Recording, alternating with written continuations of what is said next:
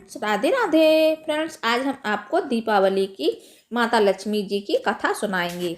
हिंदू धर्म में दीपावली के त्यौहार का विशेष महत्व है। दीपावली पर माँ लक्ष्मी और भगवान गणेश की पूजा की जाती है।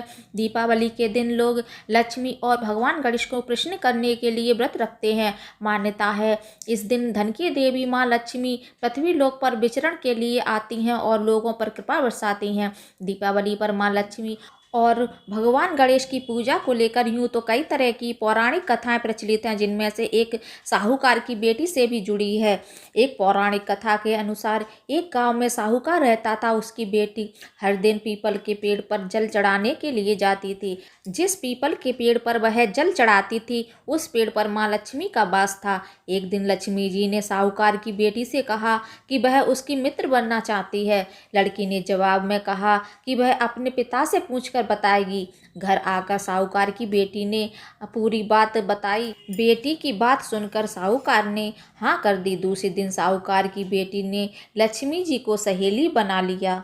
दोनों अच्छी सखियों की तरह एक दूसरे से बातें करते। एक दिन लक्ष्मी जी साहूकार की बेटी को अपने घर ले आईं। लक्ष्मी जी ने अपने घर में साहूकार की बेटी का खूब आदर किया और पकवान परोसे। जब साहूकार की बेटी अपने घर लौटने लगी तो लक्ष्मी जी ने उससे पूछा कि वह उन्हें कब अपने घर बुलाएगी। साहूकार की बेटी ने लक्ष्मी जी को अपने घर बुला लिया, लेकिन आर्थिक स्थिति ठीक न होने के कारण वह स्वागत करने में घबरा रही थी कि क्या वह अच्छी तरह से स्वागत कर पाएगी।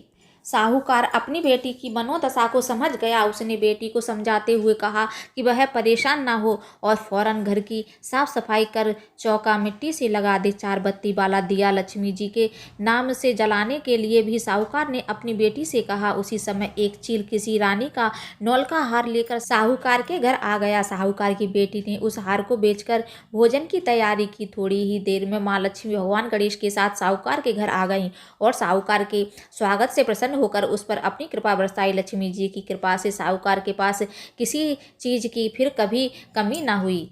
बोलो भगवान गणेश और माता लक्ष्मी की जय।